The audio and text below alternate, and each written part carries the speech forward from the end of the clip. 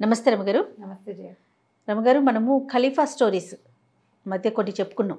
అలాంటివి ఏదైనా ఖలీఫా స్టోరీస్ ఏదైనా ఇంట్రెస్టింగ్ స్టోరీ ఉంటే చెప్పండి. ఖలీఫా అల్ రషీద్ ఆయన రాజ్యం చేసే రోజుల్లో ఆయన చాలా తరచుగా మారువేషంతో తిరిగేవాడు ఖలీఫా. ది అరేబియన్ నైట్స్ కథల్లో వస్తాయి. ఈ కథలు ఎందుకు చెప్తున్నారు లాంటి క్వశ్చన్లు అడగద్దు, విషయం మాత్రం వినండి అంతే. ఒకవేళ మీకు ఈ కథలు నచ్చకపోతే ఈ కథ వదిలేసి ఇంకో కథ వినండి అంతే. అయితే ఈయన మారువేషంలో ఒక హమ్దూన్ అని ఆయనతో పాటు ఉండే ఒక సర్దార్ని తోడుగా ఉంచుకునేవాడు. ఇద్దరు కలిసి మారువేషాల్లో వ్యాపారస్తుల వేషాల్లో తిరిగేవాడు. మామూలుగా ఖలీఫా అనగానే ఆయన డ్రెస్సింగ్ అవి తెలిసిపోతాయి, కొంచెం డిఫరెంట్గా ఉంటుంది. ఆ బట్టలు గిట్ల అవేం లేకుండా మామూలు వ్యాపారస్తులు వేసుకునేవి తలపాగాలు, కాస్త బవిరిగడ్డాలు అలా పెట్టుకుని తిరుగుతూ ఉండేవాడు. అయితే ఒకసారి ఏమైంది, ఆయన రాజ్యంలో ఏవో మొత్తం ఊరంతా ఎక్కడ చూస్తారు, అది చాలా పెద్ద సామ్రాజ్యం కదా. ఒకనాడు ఓ పక్కకి వెళ్ళారు. అక్కడ ఒక అత్యద్భుతంగా అందంగా ఉన్న తోట, దానికి లోపలగా కనపడుతున్న చక్కటి ఒక భవంతి కనపడ్డాయి. తోటలో ఉన్న పువ్వులు కానీ ఆ పళ్ళు కానీ ఆ చెట్లు కానీ ఎంతో కళాత్మకంగా పెంచినట్టు తెలుస్తోంది. వీళ్ళు అట్టించి వచ్చినప్పుడు ఓసారి చూశారు, మళ్ళీ ఇటు తిరిగినప్పుడు ఇంకోసారి చూశారు. బాగుందని దాని చుట్టుపక్కల తచ్చాట్లాడుతున్నారు, ఎవరిది ఇది అని. ఎంత బాగుంది, ఎవరిది అయి ఉంటుంది ఏమిటి అని. అయితే ఏమైంది, ఆ తోటలోంచి ఒక ఇద్దరు కుర్రాళ్ళు బయటకు వస్తున్నారు.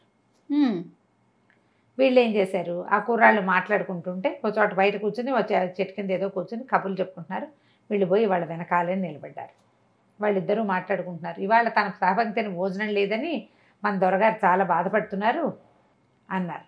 ఆయన అన్నం తిండో ఏమిటో పాపం, ఏం అలవాటో అది, అతిథులు లేకుండా అన్నం తినరు. మనకి ఆశ్చర్యంగా అనిపించినా కూడా ఒక విషయం చెప్పాలి ఇక్కడ. అతిథి అభ్యాగతుల కోసం బ్రాహ్మలు వెయిట్ చేస్తారని మనం చాలా కథల్లో చూస్తాం. అవునండి. ఆ సమయానికి వచ్చిన వాళ్ళు ఎవరో ఒకళ్ళకి అన్నం పెట్టి కానీ తినకూడదనే నియమం. అలాంటివి మనకి గురుచరిత్ర కథల్లో, శ్రీపాద శ్రీవల్లభ చరితామృతంలో, తర్వాత మహాభారతంలో అతిథి ఆ సమయానికి ఎవరైనా వస్తే వాడికి అన్నం పెట్టి తీరాలి అని. అదే విషయం ఇలా ఈ ముస్లిమ్స్ కథల్లో కూడా కనపడుతుంది. చూడండి, అతిథికి అన్నం పెట్టాలి, అతిథి సహపంక్తిని అతిథి లేకపోతే అన్నం తినరు. దారేపోయే వాళ్ళు ఎవరినైనా రండి భోజనం చేద్దరు కానీ పిలుస్తారట వాళ్ళు. చాలా కోఇన్సిడెంట్స్ కదా ఇది కనపడుతుంది.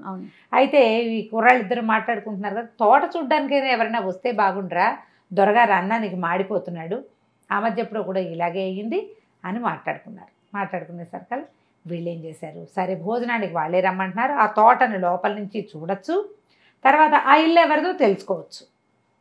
మన సామ్రాజ్యంలో ఒకడెవడో ఇట్లాంటి ఉత్తమ పురుషుడు, ఇంత పెద్ద తోట, ఇల్లు బాకిలి ఘనంగా ఉన్నవాడు, మరి తెలియాలి కదా ఖచ్చితంగా. సరే ఏం చేశారు, ఆ లోపలికి ఆ కుర్రాళ్ళ దగ్గరికి వెళ్ళారు. బాబు వ్యాపారస్తులం, ఈ బిల్డింగ్ ఎవరిది ఏమిటి అని అడిగారు. ఈ ఇల్లు అబూ అల్ హసన్ అని ఒక వ్యాపారస్తుడిదండి, ఆయన సహపంక్తి ఎవరిని లేదు ఏంది భోజనం చేయరు, మీరు ఏ పని మీద వచ్చారు అంటే మేము వ్యాపారస్తులం బాబు, ఆయన్ని కలవడానికి వచ్చామన్నారు. రండి రండి అని కుర్రాళ్ళు ఇద్దరు పరిగెత్తారు, దొరగారు అన్నం తింటాడు అని. సరే ఏమైంది, అది చాలా పెద్ద ఇల్లు, ఎంత బాగుందో, ఎన్ని ఏర్పాట్లు ఉన్నాయో చక్కగా, ఇల్లు చల్లగా ఉంది, విశాలమైన మందిరం. లోపలికి వెళ్ళారు ఇద్దరు. రండి రండి అన్నాడు, కాళ్ళు గడిగిచ్చారు. అక్కడి నుంచి వీళ్ళకి పై తలగుడ్డలు నెత్తి మీద పాటు పెట్టుకునే పాగాలు తీసుకున్నారు. దానికో పనివాడు దీనికో పనివాడు, చక్కగా పన్నీరు జల్లిన విసనగర్రలతో విసిరారు. ఎంతో బాగుంది. అక్కడి నుంచి కుశలం కనుక్కున్నారు, ఏ ఊరండి ఏం వ్యాపారం అండి అన్నారు. అన్న తర్వాత లోపల గదిలోకి తీసుకెళ్ళారు. భోజనానికి ముందు తాగడానికి ఏదో షర్బత్ ఇచ్చారు, చక్కగా భోజనం వడ్డింపు, ఎంత బాగుందో వాళ్ళ ఆతిథ్యం. ఈ హమ్దూన్ ఉన్నాడు రాజుగారితో పాటు, ఆయన పారవస్యంతో ఈ ఆతిథ్యపు గొప్పతనాన్ని తట్టుకోలేక కొన్ని ఇవి కూడా ఏమంటారు కవిత్వం కూడా వేశాడు, పాటలు కూడా పాడాడు. కానీ ఖలీఫాకి ఏదో కోపం వచ్చేసింది, అని ఇట్లా పెట్టుకున్నాడు దుమదుమలాడుకుంటూ మొహం పెట్టుకుని, ఎవరో నువ్వు ఏమిటి నీ పేరు అని ఆమె అడిగాడు. అడిగితే నా పేరు ఇగో పోయింది, నా పేరు అబూ అల్ హసన్ అండి, నేను బంగారం అది వ్యాపారం చేస్తాను, మరి మెయిన్ బజార్లో అంటే పెద్ద బజార్లో కొట్లున్నాయి, మరి ఎప్పటి నుంచో మా తాత ముత్తాతల నాటి నుంచి నా వ్యాపారమేనండి అన్నాడు.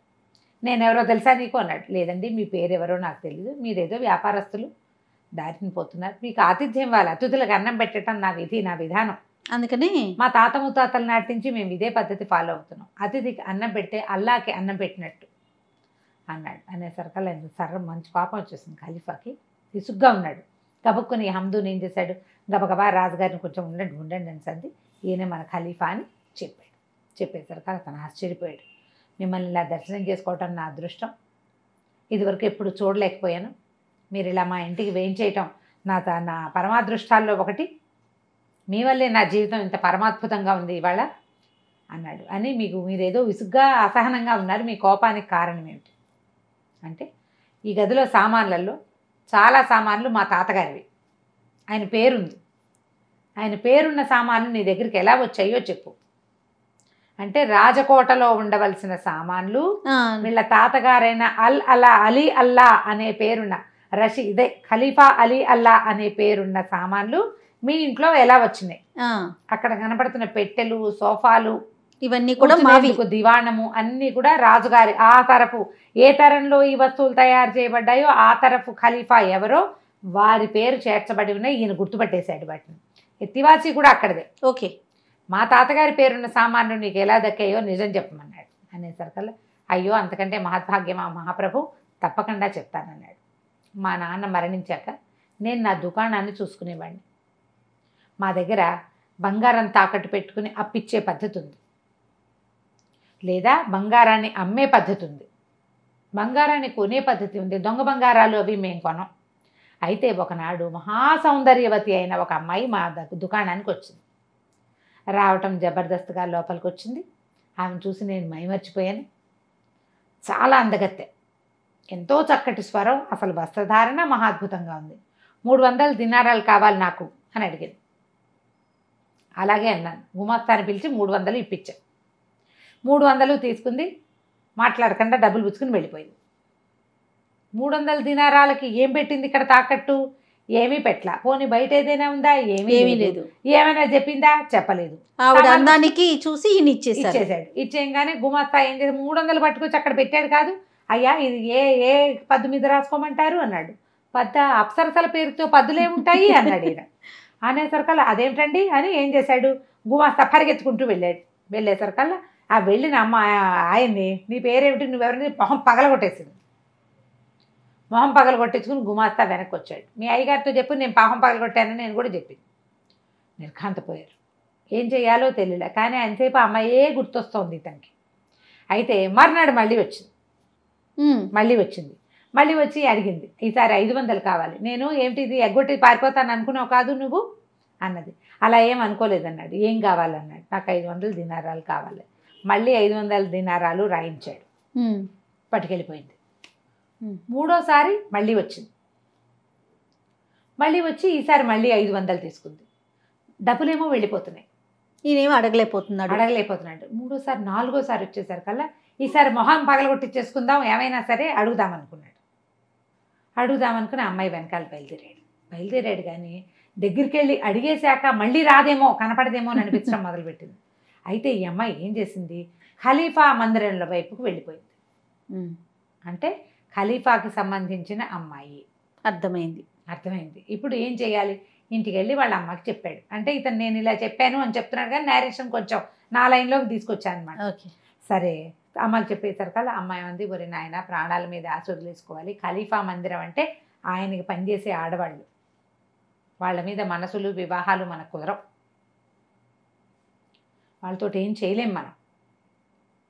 కాబట్టి ఇది మనసు వదిలేసేయి దేన్ని అని చెప్పింది మా అమ్మ. చెప్పింది కానీ నాకు ఇది కాలేదంటున్నాడు. వాళ్ళ అమ్మ చెప్పినా ఇతనికి మనసు ఇది కాల. ఎంతసేపు అమ్మాయే గుర్తొస్తుంది. అందాక వెళ్ళిన వాడిని ముందే పిలిస్తే బాగుండేది కదా అనిపించింది. కానీ ఏం చేయాలో తెలియలే. అయితే తర్వాత 2-3 రోజులకి మా నాన్నగారి స్నేహితుడు ఒకడు నాకు మంచి సలహాలు చెప్తాడు. తర్వాత పచారీ సరుకులు షాపులు ఉన్నాయి మాకు. ఈ బంగారపు కొట్లు, అమ్మకాలు, అప్పులు గటాలు కాకుండా పచారీ కొట్లు కూడా ఉన్నాయి మాకు. ఆ పచారీ కొట్లను చూసే ఒక ముసలాయన మా నాన్న ఫ్రెండ్, ఇతని నాన్న ఫ్రెండ్ చూడ్డానికి వచ్చాడు. వచ్చి పిల్లాన్ని చూసి ఆశ్చర్యపడి, ఏమిట్రా నాయన ఇలా అయ్యా, ఏమైనా ప్రేమలో పడ్డావా, మొహం పీక్కుపోయింది అన్నాడు. అనేసరికల్లా వీడు బిక్కమొహం వేసుకుని ఇతను చెప్పాడు ఇట్లా అయ్యింది, ఆ అమ్మాయి మీద మనసు పారేసుకున్నాను. ఆ అమ్మాయి ఏమో ఖలీఫా మందిరంలోకి వెళ్ళింది. వేరే వాళ్ళు వెళ్ళరు కదా, మామూలు రోడ్డు మీద పోయే వాళ్ళు రాజుగారి ఇంట్లోకి ఎందుకు వెళ్తారు, అక్కడుండే అమ్మాయి కాబట్టి వెళ్తుంది. అది సంబంధించిన అమ్మాయో అక్కడ ఆయనకి సేవించడానికి ఏర్పడిన వాళ్ళు ఏమిటో తెలీదు. అయ్యేసరికల్లా ఆయన ఏమన్నాడంటే, ఒరేం ఒక మాట విను, నాకు ఖలీఫాకి దుస్తులు కుట్టేటువంటి దర్జీ ఒకడు పరిచయం ఉన్నాడు, నాకు తెలుసు, నువ్వు వాడి దగ్గరికి వెళ్ళు, అక్కడ ఈ విషయం చెప్దు కానీ, అక్కడ కనుక్కుందు కానీ అని చెప్పాడు. ఈయన ఏం చేశాడు, ఓ చొక్కా జేబు ఇట్లా చింపుకుని తీసుకెళ్ళాడు. తీసుకెళ్ళి దర్జీ దగ్గరికి వెళ్ళాడు. ఈ జేబు కుట్టండి అన్నాడు. ఆ జేబు కాస్త జేబు కుట్టడానికి ఎన్ని ఇవ్వాలి డబ్బులు, పావలా ఇచ్చినా సరిపోతుంది కదా. ఈయన ఏం చేశాడు, 10 బంగారు దీనారాలు తీసి చేతిలో పెట్టాడు. దీనారాలు ఆయన దీనారాలు తీసుకున్న దర్జీ అంటే, బాబు ఏమన్నా ప్రేమలో పడ్డావా నాయనా అని అడిగాడు. ఒళ్ళిపోయి తెలియట్లేదు. అయ్యేసరికల్లా ఇతను కొంచెం తట్టుబడి ఈయన ఏం చెప్పాడంటే, అవునండి ఒక అమ్మాయి ఇట్లా మా ఆస్థానానికి వచ్చేది, మా షాప్కి వచ్చింది, మరి 3 సార్లు డబ్బులు పట్టుకెళ్ళింది, మరి డబ్బులు పట్టుకెళ్ళింది కానీ డబ్బుల గురించి నాకు లెక్కే లేదు అసలు. ఆ మనిషి ఎవరో తెలుసుకోవాలనుకున్నాను, ఇట్లా ఇట్లా ఉంది, ఇంత పొడుగుంది, ఇంత తెల్లగా ఉంది, చక్కగా మాట్లాడుతుంది, కళ్ళు తిప్పుతుంది చెప్పాడు. చెప్పేసరికల్లా ఆయన అన్నాడు, ఆ అమ్మాయి మోతి అయి ఉంటుంది, ఆమె బట్టలు కూడా నేనే కుడతాను. ఆ మోతి ఖలీఫాకి సంగీతం వినిపించడానికి ఏర్పరచబడిన అమ్మాయిలలో ఒకటి, చాలా గొప్పగా పాడుతుంది, వాళ్ళ అక్క చెల్లి కూడా ఉన్నారు, వాళ్ళంతా ఖలీఫా దగ్గరే ఉంటారు అని చెప్పాడు. ఈ లోపల ఏమైంది, ఓ కుర్రాడు ఎగురుకుంటూ వచ్చాడు. అక్కడికి వచ్చి కనపడ్డాడు. కనపడేసరికల్లా ఈ దర్జీ అని చెప్పాడు, బాబు ఈ కుర్రాడు కనపడుతున్నాడే వీడు మోతి దగ్గర పనిచేసే కుర్రాడు, మరి వీడిని గనక పట్టుకున్నావా నీ పని అవుతుంది, ఆ అమ్మాయిని కలుసుకోగలుగుతామన్నాడు. అక్కడి నుంచి ఈ పిల్లాడు వీడు వెళ్ళి ఈ మన వ్యాపారస్తుడు ఎవరు మనసు పారేసుకున్న పెద్ద మనిషి ఈయన వెళ్ళి అబూ అల్ హసన్, అతను వెళ్ళి ఆ కుర్రాడిని పట్టుకున్నాడు. కుర్రాడు పేరు, ఆ కుర్రాడు కాదు, ఈ మన వ్యాపారస్తుడి పేరే అబూ అల్ హసన్. అబూ అల్ హసన్ గారు వెళ్ళి ఆ కుర్రాడిని, పని కుర్రాడిని పట్టుకున్నాడు. బాబు ఏం పని పేరో ఇది, నువ్వు ఎవరి దగ్గర పని చేస్తావంటే వాడికి నవ్వొచ్చింది. అబూ అల్ హసన్ గారు కాదు మీరు అన్నాడు. వాడికి తెలుసు. నేను నీకు తెలుసా అన్నాడు. అయ్యో ఎందుకు తెలియదండి, రోజంతా మీ గురించే వింటున్నాం, మా మందిరం అంతా మీ మాటలతోటి ప్రతిధ్వనిస్తోంది, మా అమ్మగారికి మీరంటే ఎంత ఇష్టమో మీకు కూడా ఆవిడంటే అంత ఇష్టమైతే ఆవిడకి దగ్గరికి వెళ్ళే మార్గం చెప్తా అన్నాడు. ఊరిని ఒప్పుకున్నాడు. ఒప్పుకుంటే ఈ కుర్రాడు ఏం చేశాడు, అక్కడ ఉన్న ఖలీఫా అంగీలు బట్టలు కుడుతున్నారు కదా, అందులోంచి ఒక నీలం రంగు అంగీ తీసాడు. ఈ రంగు అంగీ వేసుకుని ఇట్లా పైనుంచి తోడుకునేది వేసుకుని ఖలీఫా ఆయన దానికి ఆ ఆడవాళ్ళ జనానాలోకి వెళ్తాడు. వరుసగా గదులు ఉంటాయి అటు ఇటు కూడా. ఆయన ఏం చేస్తాడంటే మన దాన్ని ఉంటారు కస్తూరి ఉండలు, ఒక్కొక్క వాకిట్లోనూ ఒక్కొక్క కస్తూరి ఉండ ఉంచుతాడు. ఆయనకి ఏ స్త్రీ నచ్చితే, ఆయనకి సంగీతం వినాలనిపిస్తే ఒకళ్ళ దగ్గరికి, డ్యాన్స్ వినాలనిపిస్తే ఒకళ్ళ దగ్గరికి, కవిత్వం వినాలనిపిస్తే ఒకళ్ళ దగ్గరికి, తన భార్యల దగ్గరికి, అలా ఏ రోజు ఎవరి దగ్గరికి వెళ్ళబుద్ధి అయితే అలా వెళ్ళబుద్ధి. ఆయన కులాసాగా ఉన్నాడంట అని గుర్తు ఏంటంటే ఈ నీలం రంగు అంగి వేసుకోవటం, దాని నిండా జలతారు పని అది చేస్తుంటుంది, ముఖమల్ అంగి. ఎవరి దాని దగ్గరికి వెళ్ళడో వాళ్ళకు ఒక కస్తూరి ఉండ పెడతాడు. ఇవాళ దీంతో కాలక్షేపం చేయండి నేను రానని చెప్పటం.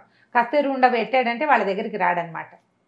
మీరేం చేస్తారంటే కస్తూరి ఉండలు కొనుక్కోండో డబ్బా, రాత్రి 9 గంటలకి మందిరంలోకి ప్రవేశించండి. ఈ బట్టలు చూస్తే మిమ్మల్ని ఎవరు అడగరు, చీకటి కదా, గుర్తు తెలియడం కోసం ముఖమల దరి పని చేసిన ముఖమల వస్త్రం వేసుకుంటాడు ఆయన. అది మెరుస్తుంది, లేత నీలం రంగుది.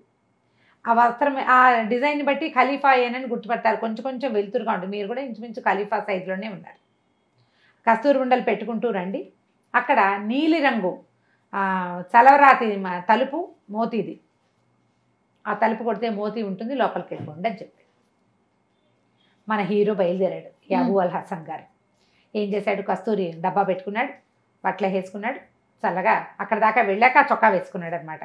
ఖలీఫాయే వస్తున్నాడని. ఖలీఫా ఒక్కొక్కసారి జనాన అందరితోటి కలిసి వస్తాడు, ఒక్కోసారి ఒంటరిగా వస్తాడు. ఆ బట్టలు చూసేసరికల్లా ఈ రాత్రి 9 అయ్యేసరికి కునికి పట్లు పడుతున్న సైనికులు ఎవరు ఈయన్ని పట్టించుకోలే. ఒక్కో గది దగ్గర అది పెట్టుకుంటూ వెళ్ళాడు. ఇంతలో ఏమైంది, సడన్గా వెనకాల దివిటీలు కనపడుతున్నాయి, సందడి వినపడుతోంది. ఖలీఫా వస్తున్నాడని అర్థమైపోయింది నాకు. ఇతనికి అర్థమైంది. ఇప్పుడు ఏం చేయాలి, పరిగెత్తాను నేను, ఎటు వెళ్ళాలో తెలీదు. ఆ అమ్మాయి గది గుర్తుపట్టలేకపోయాను, భయం వేసింది. ఈ పరుద్దు కనపడితే శిరచ్ఛేదమే. జనానాలో మగవాళ్ళు కనపడితే ఏమి వాడు ఎవడు ఏమిటి అడగను కూడా అడగరు, పేకొత్తరిచ్చేస్తారు. పరిగెత్తుకుంటూ వెళ్ళి ఓ తలుపు కొంచెం తెరుచున్నట్టుంటే ఎదురు దాంట్లో పడిపోయాడు అందులో. ఈ పడిపోయిన తర్వాత ఏమైంది, ఆ లోపల ఒక ఆవిడ ఉంది, ఆవిడ మేలు మూసుకేసుకుని. అందరూ రాత్రి ఆ సమయానికి ఖలీఫా కోసం వెయిట్ చేస్తారు. సరే అంతలో ఆవిడ ఏం చేసింది, ఆ చూసి దీపం కొంచెం పెద్ద చేసి, ఓ మీరా అబూ అల్ హసన్ గారా అనేసరికి ఆ అమ్మాయి ఈ అమ్మాయి కాదు, దీనెవరికో నేనెలా తెలుసు ఉలికి పడ్డాడు. ఆవిడ ఏమందంటే, మోతి మా చెల్లెలు, నయం వేరే గదిలోకి వెళ్ళకుండా ఈ గదిలోకి వచ్చారు, మీరు వస్తారని రుస్తూ పనికుర్రాడు చెప్పాడు, ఉండండి ఇక్కడేనా. ఈ లోపల ఏమైంది, మోతి వచ్చేసింది వెనకాల పరిగెత్తుకుంటూ. తన కోసం ఇంత రిస్క్ చేశాడు ఇతను. వచ్చి రాగానే ఇతన్ని కావలించుకుంది. ఖలీఫా వస్తున్నాడు. ఇప్పుడు ఎట్లా? ఆయన వీళ్ళ గదిలో కూడా రావచ్చు. మోతీ గది కాదు ఇది, మోతీ వాళ్ళ అక్క గది. హకీమ్ అని ఏం చేశారు, ఒక పెద్ద పెట్టెలో ఈ కుర్రాన్ని ఎక్కిచ్చేశారు. ఈ వ్యాపారస్తుడు అబూ అల్ హసన్ ఎక్కిచ్చేసి తలిపేసేసారు. పెద్ద పెట్టెలు, చెక్క పెట్టెలు అనమాట. ఇంతలో ఏమైంది, ఖలీఫా గారు ఈయన వాకిట్లో ఆగాడు, వీళ్ళ వాకిట్లో ఆగి తలుపు కొట్టాడు. తలుపు తోసేశారు.